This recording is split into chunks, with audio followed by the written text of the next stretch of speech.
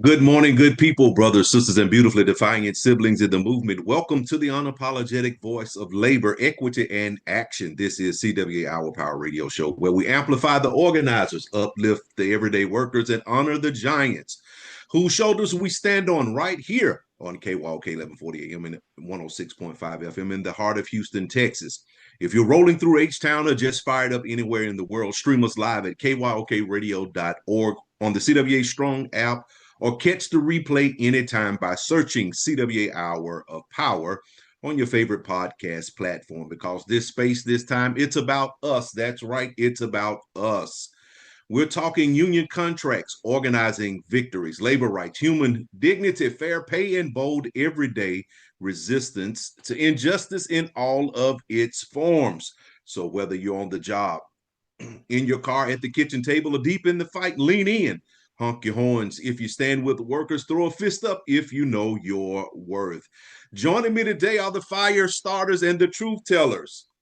David Marshall. The rest of them are gallivanting all over the country, so we'll hold them space maybe for next week, because this power we build together. That power is ours. Let's get into it. Our union voices are ringing in every district, from Alaska to Maine, Texas to Minnesota, Canada to Puerto Rico, because we don't play at CWA. The Communication Workers of America invites you to the 2026 National Human Rights Conference, happening August 16th through 19th in Atlanta. Join union leaders and activists from across the country as we come together to build power, advance justice, and fight for workers' rights. This year's conference will be held at the beautiful Westin Peachtree Plaza, located in the heart of downtown Atlanta. To register, I need you to go to cwahumanrights.com. Again, that's cwahumanrights.com. Don't miss this opportunity to connect, learn, and organize for a stronger, more just future. And we will see you in Atlanta. All right, today we're asking one simple question. Who decides? Who decides what your wages will be? Who decides what rights you have at work? Who decides whether your community receives um, investment or neglect? Who decides whether your vote matters? Who decides whether your rights are protected or restricted? Because whether we realize it or not, somebody is making those decisions every single day. And the question is whether we are participating in those decisions or simply living the consequences of them. What are you talking about? Well, this week, Alabama once again finds itself at the center of a national conversation after the Supreme Court allowed congressional maps that many believe weaken Black political representation and reduce opportunities for Black voters to elect candidates of their choice, regardless of where people stand politically. One thing should concern all of us: representation matters, participation matters, democracy matters. And when people feel their voices are being ignored, diluted, or silenced, the question becomes, what do they do next? And so today we're going to explore the question from several different angles. And first, we're going to be discussing the cost of apathy and why so many people sit out while others decide their future. Then David Marshall will come in with the Marshall Minute Challenge, and he will challenge us to think about the differences between identifying problems and becoming trapped in negativity. And then we'll go and examine the role unions play in democracy and why labor unions, civil rights, human rights, women's rights, LGBTQIA plus rights, and voting rights are all connected. And finally, we're going to tackle a question that's beginning to emerge across the country. If athletes are being encouraged to use their talent as leverage, can workers use their spending power as leverage? Can unions vote with their dollars? Can economic pressure become a tool for change? Because every segment today comes back to the same idea: power. Who has it, who uses it, and who gives it away? So grab your coffee, turn the volume up, call a friend, and stay with us, because this conversation affects every one of us. All right. So we're talking about it right now. We're talking about something that might be one of the biggest threats to democracy, labor rights, civil rights, and even our own communities. Not corruption, not disagreement, not even political division. We're talking about apathy. Can somebody say that with me? Apathy. And the decision to sit out, the decision not to vote, the decision not to participate, the decision to let somebody else make decisions for your life while you watch from the sidelines. And we've all heard people say it doesn't matter. They're all the same. My vote doesn't count. Nothing ever changes. We've heard all of this, but here's the question. If participation doesn't matter, why have people fought, marched, bled, been beaten, arrested, fired from jobs, and even killed for the right to participate? So today we're asking, what is the true cost of apathy?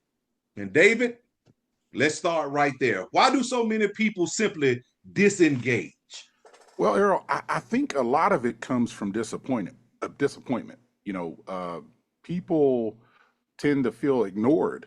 They will get out and vote, stand in those long lines, and then they don't see any immediate results. They work hard and still struggle to pay the bills and put food on the table. They hear promises, but experience, very little change. And eventually, some people conclude that the participation just doesn't matter. But that's exactly where the danger begins, because when, people stop participating, they will surrender their influence. But I also think that, some folks aren't apathetic because they don't care. They're just exhausted. They're working multiple jobs. They're caring for parents. They're raising kids. They're dealing with inflation, rent, healthcare costs. Eventually people become overwhelmed. And when survival becomes a priority, engagement often gets pushed aside. Mm-hmm. And that's a very good point right there. But here's what also concerns me. The people making decisions about wages, about healthcare, about education, voting laws, and workplace protections aren't exhausted into silence. They're showing up. They're voting. They're organizing. They're lobbying. They're participating. And if they're participating while others aren't, whose interests do you think will be represented? And let's jump right into here. Let's jump right into talking about apathy and let's talk about apathy and labor rights, because unions understand this lesson better than anybody. David, what happens when workers become apathetic? Well, history tells us exactly what happens. You know, Workers lose power at that point. You don't get the 8-hour workday because somebody stayed home. You don't get weekends because somebody sat on the couch. Mm-hmm. And you don't get safety standards because somebody said nothing ever changes. Mm-hmm. Every single labor protection we enjoy today exists because somebody got involved. And Show you even right. today, union contracts are determined by participation. If the members don't vote on contracts, I'm going to say that again. If the members don't vote on contracts and don't attend meetings and don't engage in organizing campaigns, somebody else ends up deciding their future. And I can tell you, that's one of my selling points for my non-members, is that you don't have a say if you don't participate. You have to participate, you have to vote, you have to attend meetings, and you have to engage in organizing others. And you know what, David? That lesson, that lesson, and no, that's a lesson. I'm sorry, that applies beyond labor. A contract isn't protected by wishes. It's not protected by wishes. It's protected by participation. Rights are not self-enforcing. People enforce them. So why do you think that people disengage from politics and public life? Because that's a question that I've been wanting to ask Well, I can for tell you, man, ages. here are some possible reasons. You know, it could Hmm. be frustration, it can be a lack of trust, it can be feeling unheard. Like we said earlier, it could be economic stress, burnout. You know, with the internet and the media storm we have that's constantly going, it could be information overload, and then it could also be feeling disconnected from institutions. You And that's know, very important that you yeah. bring out right there. Go ahead. I'm sorry. Go No, I was ahead. going to say, you know, you got generational disappointment, Hmm. belief that an individual participation don't matter, and you know, cynicism replacing civic responsibility. You know, all those are possible uh, responses that I've gotten out in the field. Hmm. Hmm. And the other thing, when we talk about apathy, I always think about uh, the civil rights movement, because those activists understood something. um, Silence benefits the status quo. It doesn't benefit the ones that are needing this, or are wanting this. It benefits the status quo. And when you sit at home and you don't vote, when you don't exercise the power of the vote, you are giving your power away. I'm sorry. Go And ahead, no, David. no, and you're absolutely correct, Errol. I mean, just imagine if Rosa Parks had been apathetic. I know she Just sat on the bus, I, but yeah, she yeah, wasn't apathetic. yeah. Imagine if John Lewis had been apathetic. All right. Imagine if Fannie Lou Hamer had been apathetic. You calling the roll Right. this I'm morning. just saying, imagine if the Freedom Riders had simply said, oh man, nothing's going to change. You know, Hmm. many people forget that the greatest victories in history came from ordinary people deciding they were no longer going to sit quietly. They were no longer going to witness this from the sidelines. They were going to actively participate. Ordinary people doing extraordinary things. That's what it boils down to. Well, The, and it's something that it's never been more true than today. We cannot mhm. afford for folks to sit on the sideline. Everybody has to participate if you really want to change things. You're absolutely correct. And guess what, Dave? The civil rights movement was not powered by comfort.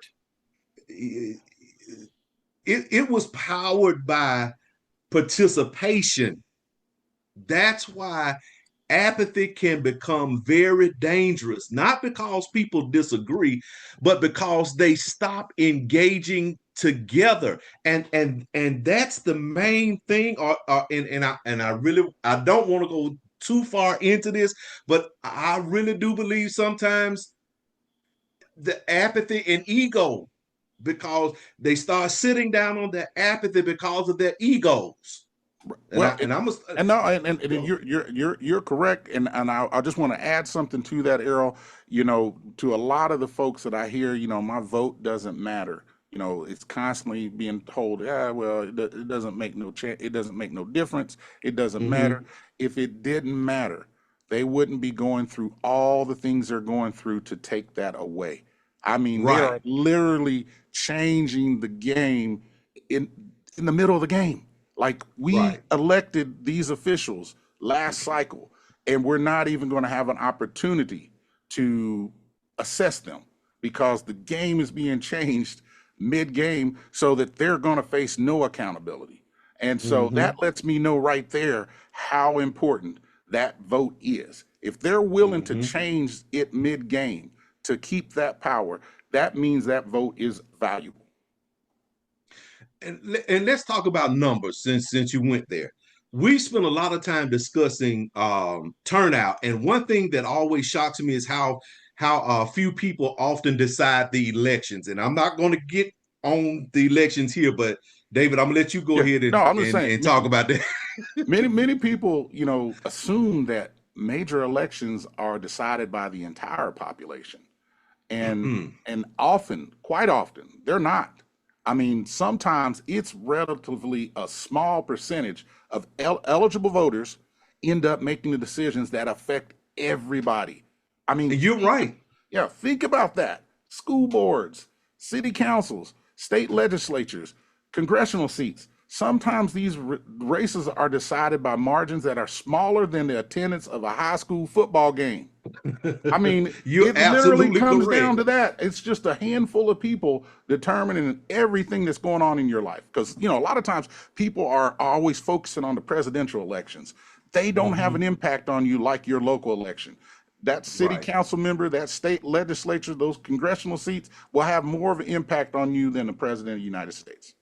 You're absolutely correct about that. And that's why I always harp on the local elections.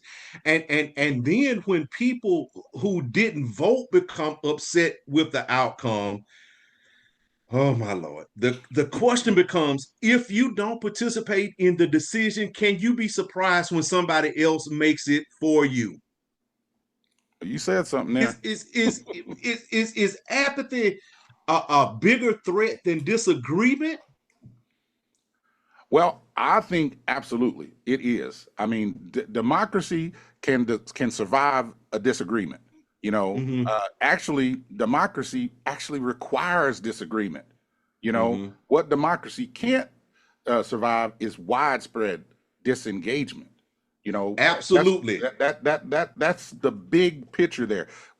A democracy is supposed to have opposing views, and we're supposed to Yes. go in there with our opposing views and figure out a way to move forward. And everybody Mm-hmm. agree and say, "Hey, the majority of people want this," and then we roll with it. But Mm-hmm. disengagement, we're not going to survive that because then only a handful make that determination for the rest of us. Right, right. And when you have disagreement, it means that people are participating. Apathy means people have surrendered participation, and that's a much bigger problem. So when people disagree, they still show up. When people become apathetic, they disappear. And empty seats are always filled by somebody else. So let's broaden this discussion, if you will, just for a moment. Human rights, women's rights, LGBTQIA plus rights, disability rights, workers' rights, voting rights. None of these advances happen automatically or because somebody was sitting down on their apathy. Right. Every one of those victories you just mentioned required people willing to engage. Every single one. Somebody organized, somebody marched, somebody testified, somebody voted, somebody stood up and challenged injustice. And that's the lesson that we're trying to bring right now. Rights don't survive because they're written down. Rights survive because people defend them. uh, uh, the moment people become indifferent, those rights become vulnerable. And so, David, let me ask you this question: what happens when only a small percentage of people vote? I think you said it Right, earlier. a small group ends up determining the policy for all of us, and Yes. the communities lose representation because their voices never enter the process. There are going to be pockets where you may have issues that you don't have in another area that you really need those voices to bring light, to shed light onto those things so that the whole can come together to fix those problems. Mm-hmm. And one more thing, and I want to say this, and then I guess we can close this out and move on to our next uh, segment that's coming up. Special interests, Yes, and I and yes, I hope y'all hear me out there. yes. Special interests gain influence because participation gaps create opportunities for concentrated power. And I hope somebody's grabbing on to that. And this is what I've been saying: get up off your apathy. Not because I want everybody to agree, not because I expect everybody to vote the same way, not because everybody should belong to the same organization, but because participation matters. You got to show up. You got to vote. You got to attend meetings. You got to join organizations. You got to ask questions. You got to speak up. You got to hold leaders accountable. Let me say that one more time. You've got to hold leaders accountable. Even run for office, serve on boards, join a union, volunteer, do something. because every major decision affects your life will be made one way or another. And the only question is, will you have a voice in it, or will somebody else decide for you? And I know we done got hot on this Oh subject right no, there. hey, Go I'm ahead, Dan. telling you, this is important stuff. You know, we have a big election coming up in November that can determine a whole lot of stuff. And folks, we really gotta exercise our rights to engage in that process. But I just want to say, hey, you know, we've been talking about apathy, and it can feel harmless at times. But Mm-hmm. history teaches us that disengagement has consequences. The future isn't shaped by those who watch, it is always shaped by those who participate. Labor rights, civil rights, voting rights, human rights, none of them move forward on their own. They move because ordinary people choose to engage. So today we'll leave you with this challenge. Get up off your apathy, because if you're not helping decide the future, there's a good chance somebody else already is. You're listening to KYOK 1140 AM and the all new 106.5 FM. If you're on the go, you can take us with you by visiting kyokradio.org and pressing the listen live option. Tune in live every Thursday at 10 a.m. Central, 11 a.m. Eastern, 8 a.m. Pacific on kyokradio.org, the CWA Strong app, or your preferred podcast player. Search for the CWA Hour of Power on your favorite podcast player. Like and follow us on Facebook and Instagram at CWA National Human Rights to stay connected. Share your thoughts and join the conversation. Up next, we have the Marshall Minute with David Marshall. Good morning, family, and welcome to the Marshall Minute. Now, today, I'm going to talk about something that we all have in our lives, and those are people who complain constantly. You know, people who are hyper focused on everything that's wrong or about to go wrong, and for whom life plays out a backdrop of doom and gloom. You know, we work with them, we fellowship with them, they're at the union halls with us, and we interact with them in all aspects of our lives. These are negative people. And it's very hard to be around such people because their negativity begins to color our world as well. You know, emotions are contagious. I mean, after all, and even if they don't express their misery in words, which they regularly do, we can feel the weight of their emotions. But if you're regularly exposed to downer influences, their attitudes and mood can weasel their way into your soul and strip you of your well-being and sense of peace. Even your worldview can become skewed by their their lack of enthusiasm. You know, under the influence of a negative person, you might even second guess yourself on important decisions. You may feel sad, you may feel uncomfortable or depressed, or even worse, you could even take some of that negative quality you represent, you know, into a negative counterpart. You know, uh, being worried or negative thinkers show a sort of backfiring in their brain when asked to decrease their negative emotions. You know, in essence, these folks have a hard time putting a positive spin on stuff. And not surprisingly, negativity breeds more negativity. So, you know, how can you stay positive around negative people? Well, the first thing I like to do is keep my power. You know, negative people, their pessimistic outlook can drag down your mood, making you feel, you know, down and cynical. And allowing a negative person to dictate your emotion gives them too much power.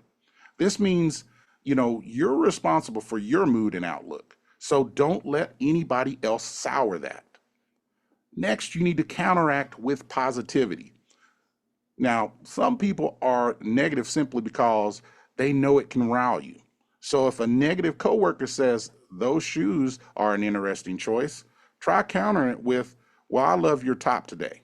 You know, or if your neighbor constantly complains about the weather, reply about how pretty the sky looks or what a great paint job her house has. You know, when some people realize their negativity falls on deaf ears, they may give up on the come downs. But you need to also remember it's not about you.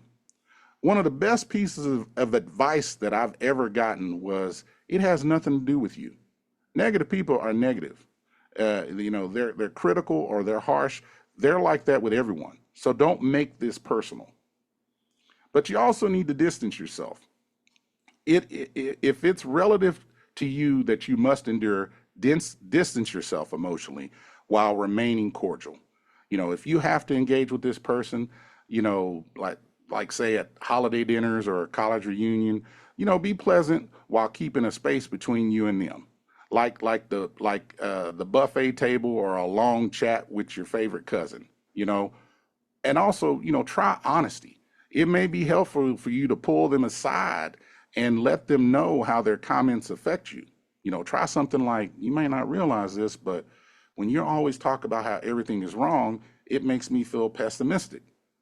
But also, look for the positive, because even in people who you feel are negative, try to find something positive within them.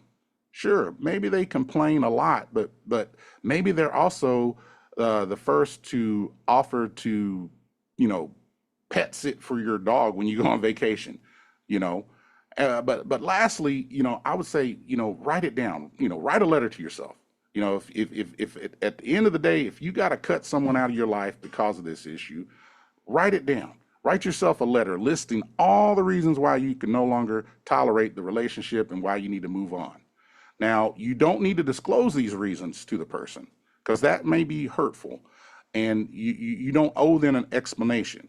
But having the reasons in front of you can help you make the tough decision of canceling out, a negative Nelly, and then, at that point, then you need to back away gradually because, being too busy with positive things, for their negative chats at the water cooler or weekly gripes, you don't need that. You need to move past that. So before you lament the negative person in your life and banish them forever, know that the ability to stay positive, especially when times are tough or when the tendency to fall down the negative rabbit hole may be hardwired. So try and look for those positives in all the situations as possible. Now, I'm sure by this point in your life, you've heard the phrase, is the glass half full or half empty? We like to use that as a litmus test to determine if someone is a positive or negative person. But if you think about it, you're really missing the whole point if you don't realize that that glass is refillable. So remember, as you navigate in these crazy times, always do your best to surround yourself with positive people, and limit the drama in your life because negative people need drama like we all need oxygen. And if you stay positive, it will definitely take their breath away. So until next time, this has been the Marshall Minute, where living well is the greatest act of love. All right. So, David, guess who I get a text from 37,000 feet in the air? The Sir Reginald Smalls. Yes, Sir Reginald Smalls. Is he being negative? Because I'm gonna start writing this down. I might have to take some notes on this. What is he saying? No, he just said people's journey often lacking in visible joy. Give them a little grace and continue to let your light shine. It helps change perspective. Loving the minute today. So we thank you, Reginald, for tuning in from 37,000 feet in the air. So, David, let me ask this. How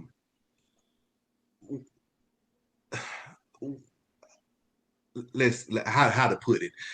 One thing that I noticed in your Marshall Minute is that younger generations seem to handle negative people differently than previous generations. Millennials and Gen Z don't seem willingly to sit around listening to endless complaining anymore. And why do you think that is? Well, I think that we don't give them a lot of credit. That generation, I believe, is going to save us all. We put them in a crazy world. We brought them into a whole bunch of all kinds of things that would really just bring you down, and they've maintained a positive attitude, you know, because I think they have become more protective of their peace. You know, Hmm. previous generations were often taught to just endure everything. These younger Hmm. generations are more likely to ask, you know, whether a relationship or friendship or workplace or even organization is healthy. And, you know, I think, you know, sometimes people mistake that for being soft, but, you know, but is it, Hmm. you know, it's this weakness, that weakness to protect your mental health. And so I think a lot of times the younger folks are they value their peace because we've definitely brought them into a chaotic world, and we can learn something from them. And one of the things that and I know I'm a Sagittarius, and people say we're direct, we're blunt, we don't care what we say, we just say what we gotta say and be done with it. I have no problem with cutting anybody off and dropping them into the sea of unforgetfulness. I, I tell you what, that dead weight, you'd be surprised when you cut it off, which how high you can ascend. So, but you know, I don't do the negative, and I'll tell you, there's so much negativity, you know, in politics. Hmm. It could be negativity in unionism. It can be negativity in your corporate and work life because there's so many things that's tearing away at you that you have to protect that peace. You're absolutely correct. Um, and the other thing that I want to talk about, because I know, well, let me ask this question: is there a difference between complaining and identifying problem? And we got to be fair, because in labor and civil rights work, we point out problems all of the time. So where's the line? Well, I'm complaining at points at a problem. You know, organizing works towards a solution, and anybody can tell me what's wrong, but I want to know what are you willing to do about it. And I think that's the very foundation of every movement. Rosa Parks wasn't complaining. The sanitation workers in Memphis uh, uh, weren't just complaining, they were organizing. And so maybe millennials aren't rejecting difficult conversations. Maybe they're rejecting toxic conversations. And I think there's a difference. Well, and exactly, you know, the difficult conversations can create growth. Toxic conversations, though, they just drain your energy.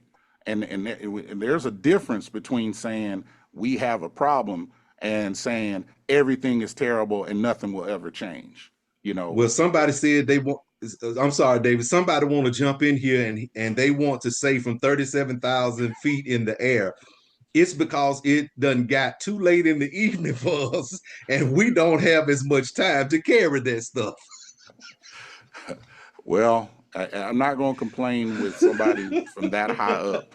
You know, he's closer to God and he's probably getting some infinite wisdom that it just ain't reached me in my abyss. So I'm gonna just I'm gonna let that marinate. Oh, um, I'm so glad he's chiming in for 37. We see who got the money to communicate from the airplane, right? Right. I thought he's supposed to be on airplane mode. What you doing listening?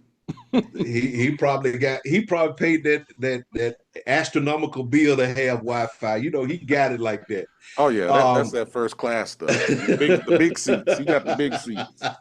yeah, he got the extra leg room and everything Yeah, else. He and the gonna kill meal. us And the meal. when he get you right, right. He gonna get us when he gets back. And and you're absolutely right. You said something there that there's a difference between saying we have a problem and saying everything is terrible and nothing will ever change. And one creates action and the other creates paralysis. And do you think that social media and uh, well, do you think that social media rewards negativity? Oh, I mean, you can see that plain and simple. You know, outrage gets clicks. You know, fears get Hmm. shares. I mean, you can post something positive and get 20 reactions, but the minute you post something controversial, and suddenly everybody's paying attention. So, I mean, the example is in your own social media. The things that's got the highest clicks are things that's the most outrageous. You know, that's what Mm-hmm. everybody tunes into. People don't watch the Real Housewives because they're going to get, you know, life lessons and all of that. They're getting chaos, and so people tune in. You know, people share what they think is, oh man, this guy, you know, went to this hearing, and this is what he said, and that's what gets likes, and so everybody is trying to get those clicks to make their points to go viral, and Mm-hmm. you know, that's what pays the bills.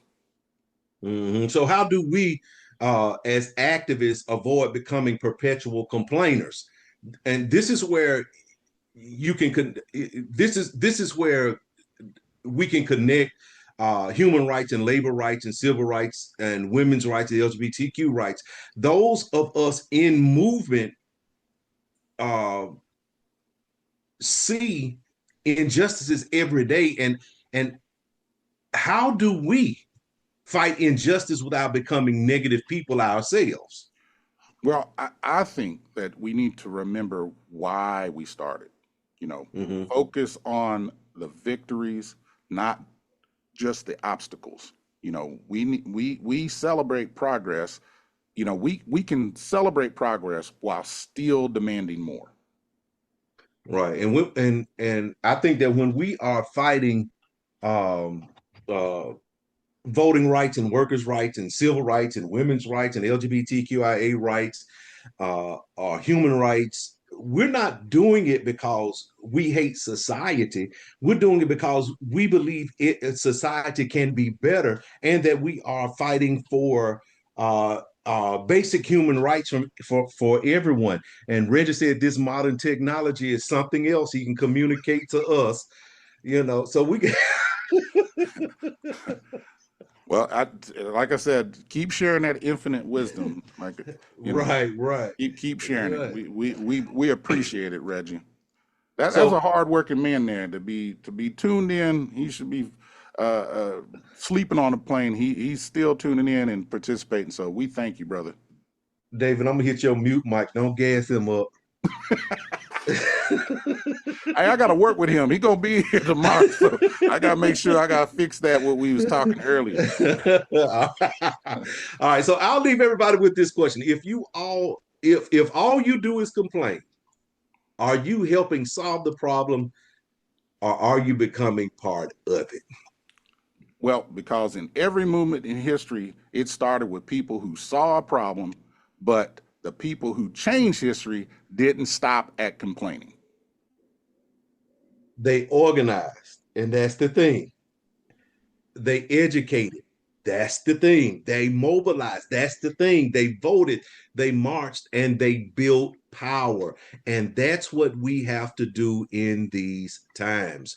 You're listening to KYOK 1140 AM and the all new 106.5 FM. David Marshall, thank you for the Marshall Minute. I know we kind of went a little long on that, but thank you so much for Yes, that. If sir. you're on the go, you can take us with you by visiting kyokradio.org and pressing the listen live option. Tune in live every Thursday at 10 a.m. Central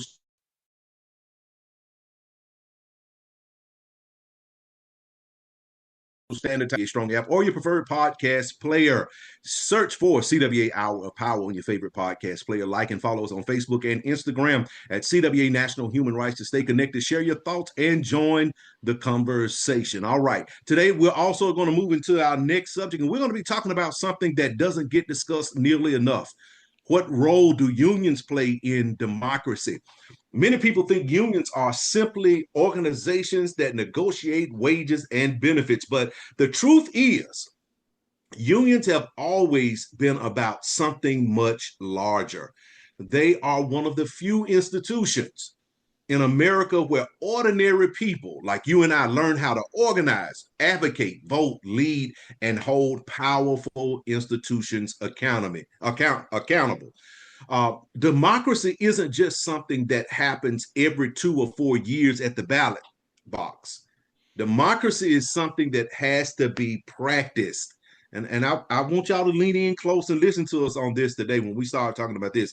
And for generations, unions have been one of the primary places where working people learn how to practice democracy. So today we're going to explore the connections between labor rights, civil rights, women's rights, LGBTQIA plus rights, voting rights, and human rights, and why attacks on unions often become attacks on democracy itself. Oh So yeah, what yeah. do unions have to do with democracy? Come on. Well, I think when people hear the word democracy, they immediately think about voting. But, democracy is really about power. It's about who has power, who doesn't, who gets heard, and who gets ignored. A union gives us ordinary workers a voice in decisions that affect our lives. That is democracy in action. The workers, we elect our stewards, our officers, we vote on contracts. The workers debate the issues, we organize around common concerns, and that's the democratic participation. And I got to be Mm-hmm. honest with you, for Mm-hmm. many working class people, the union hall may be the first place they ever truly experience democracy. Not the version that they see on television. Not the the black and white videos of people marching and stuff. Not the politicians making promises, but actual participation. The ability to stand up, speak, be heard, and influence an outcome. That experience teaches people that their voice really matters, and that's essential for a healthy democracy. And you know what, David? A lot of people don't realize that when union membership declines, civic participation often declines as well. And when you really do the research, or when you start looking into these uh, elections and debates and everything, um, when unions members uh, lose, well, I should say, when they get to on their apathy, they're the ones that also won't vote. But research consistently shows union members are more likely to vote and more likely to attend their community meetings. But when apathy sets in, and I know, and I'm trying my best not to go back to it, uh, our previous segment, when apathy sets in, it gets everybody. But there is something about that activist and something about that union member that they are more likely to participate in everything, even when they are mad about something. They're more likely to participate in the civic organizations. They're more likely to advocate for issues affecting their communities, uh, because unions themselves teach engagement. They teach participation. They teach collective action. They teach collective power. So, and I know we talk about, there are sometimes that even activists, they've given out so much, and they have poured out so much, and that's why it's very important that we pour back into our activists, our brothers and sisters and siblings, because we do give so much. And so, why do you think people who participate in unions are often more likely to participate? I don't know why I'm getting tongue tied like Moses over here today. So, more likely to participate in democracy. Well, I think it's because you get a up close, real time view of the process. Unions don't we in unionism, we don't just say, hey, yeah, we're going to go do this. Everything comes to a vote, and they get it up close and personal. Whether it's your salary, whether it's your contracts, whether it's using invoking your seniority. Unions teach people that your voice actually matters, and we train them. We just had a steward school where Mm-hmm. we're training our stewards to learn these leadership skills. Mm-hmm. You gain confidence speaking, because you're representing somebody, you're in there Right. speaking up and speaking out. Mm-hmm. You know, and so it's really a joy for me watching somebody, you know, transform from being somebody that's soft spoken that really didn't say much to somebody that's now an activist that is going down to Yes. state houses and demanding from people in power, hey, I need you to do this. You know, it's that feeling of somebody's got my back. I'm not in this alone. You know, Mm-hmm. I'm not by myself. That will give you that confidence. Hey, David, they go from don't put that mic in my face to give me that mic. Yeah, that's the first thing they go for. Hey, I got something to say. Bring it over here. That's right. All right, so let's talk about labor rights because labor rights are human rights to the right to organize and the right to bargain collectively, the right to work in safe conditions and the right for fair pay and the right to be treated with dignity. These aren't special rights, they're human rights. Well, and think about what workers face before unions. You know, we had children working in factories. You know, we had 12 and 16-hour work days.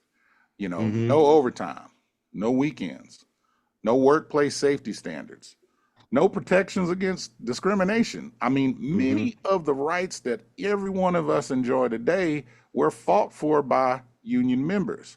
Some paid with their jobs, some paid with their freedom, and even some paid with their lives. You know, Mm-hmm. I come from a line of uh, United Mine Workers, and you know, seeing some of the things that they had to go through to get safety standards are just incredible. I mean, think about Mm-hmm. going down underneath the ground and you're having to beg for safety standards, you know, because it Mm-hmm. was a common thing for a mine to explode and folks be trapped and killed, you know, trying to provide for their families. So, you know, we cannot forget those that gave their lives to get those freedoms. But there's You're right. something else important. I mean, every major expansion of rights in America involved ordinary people organizing collectively. And whether we're talking about workers, whether we're talking about women, whether we're talking about African Americans, immigrants, LGBTQIA communities, the common thread is collective action. Nobody simply gave those rights away. People collectively fought for them. Absolutely correct. And the labor movement and the civil rights movement also have been connected. Dr. Martin Luther King understood this, and that's why he stood with striking sanitation workers in Memphis in 1968. The famous "I am a man" signs weren't just about wages; they were about dignity. They were about respect and humanity. Civil rights and labor rights meetings at the same intersection. Yeah, and like I said, when I found out that Dr. King was assassinated while supporting workers, it just blew my mind. I mean, he wasn't Mm-hmm. marching for a politician, you know, he wasn't campaigning for office. He was standing with ordinary workers, people demanding dignity on the job. That is Mm-hmm. powerful. And Yes, it is. we see those connections. You know, when workers fight discrimination on a job, when communities fight environmental injustice, when people demand equal treatment regardless of race, the labor movement remains part of that larger struggle. We have to be a part of that fight. And as labor leaders, as stewards of the union, as activists, we have to make that connection. We have to, when we see injustice, we have to act. And do you think that do you think sometimes labor rights and civil rights overlap? Oh yeah, oh yeah. I mean, they fall hand in hand. You know, Mm-hmm. because you know, uh, depending on the civil rights that are being violated, that could affect you on the job because you Mm-hmm. know those civil rights. You know, you're still black on the job. You know, you're still Mm-hmm. LGBTQIA on the job. You're still a woman on the job. So something Mm-hmm. in civil rights could definitely overlap with your labor rights because you know at the end of the day, you know they intertwine, and so Mm-hmm. we have to make sure that we're our brother's keeper, and that's the beauty of the union. And I think if we had more unions in more sectors, that folks would get the picture that that we are stronger together. And like I've said before, and I think I've made this point at a couple of our steward trainings, is that when I just, if I take my finger and I take that finger and I throw it at you as hard as I can, I'm probably going to break that finger and hurt myself. But if I take all my fingers, all 5 fingers, and put them all together, come together, then with that same force, I'm gonna actually make an impact. And so, that's the way I think of unions. It's all of those different groups coming together and making that fist so that we can make the biggest impact. Absolutely correct, David. I want to get to something, and I are we finished on this one right here? Because I Yeah, want to get to this next one, because I know this has been going across the country, and that's about the boycotts. So it's okay if you okay. Are you yeah, okay in yeah, that we switch over to that segment, because we yeah. really need to get to that segment, because that's the hot topic right now that is going across the country, and I think we need to really talk about that. And let's talk about that. Let me set this up right here. Um, Something that has shaped history, and that has changed laws. Um, uh, Challenged injustice and forced powerful institutions to listen, and that is really money, and not how much you have, but where you spend it. And for decades, Americans have been told that the voting is the most powerful tool they possess. But what happens when people feel their vote is being ignored, diluted, or taken away? What happens when workers' unions and athletes and consumers, churches and organizations decide to use their economic power instead? So today we're asking, can workers vote with their dollars?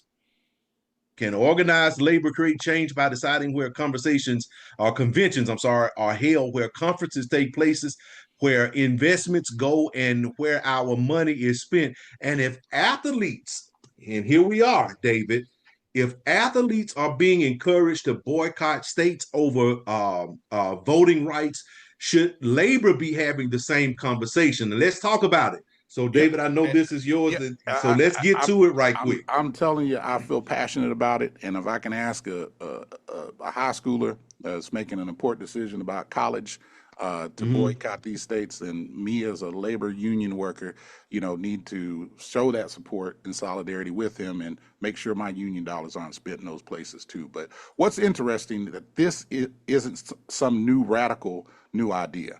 America's had a long history of economic protest. And when people think of protest, that, it only happens in the street. But sometimes Mm-hmm. the most powerful protests happen at the cash register. Mm-hmm. Sometimes it happens when people decide not to spend. And, sometimes it happens when organizations decide not to bring millions of dollars into a city or state, because Mm-hmm. economic pressure has always been one of the strongest tools available to ordinary people, because money gets attention. And let's be honest, politicians may ignore a speech. They may ignore a rally. They may Mm-hmm. ignore a petition. But when tourism drops, when conventions cancel, when businesses start calling, suddenly everybody wants to talk. And that's why, economic boycotts have been used throughout history. And that's what I kept saying a few months ago. Enough is enough. Everybody need to go out on strike, and that's where this conversation becomes interesting. There's currently a growing campaign that is sweeping across the country with young athletes, particularly Black athletes, to think carefully about attending colleges and universities in states where voter rights and representation are under attack. And the argument is really simple. If your vote is not valued, why should your athletic talent be? If a state benefits financially from your labor, your talent, your presence, your success, should that state also respect your political rights? And that's a conversation happening right now, and it raises another question, David. And I'm sorry to have all these questions, but if athletes are being asked to consider where they invest their talent, shouldn't unions consider where they invest their dollars? I'm I'm right there 100% in I'm 100% behind that. I Mm-hmm. honestly believe that not only will it show solidarity with them, it's we're putting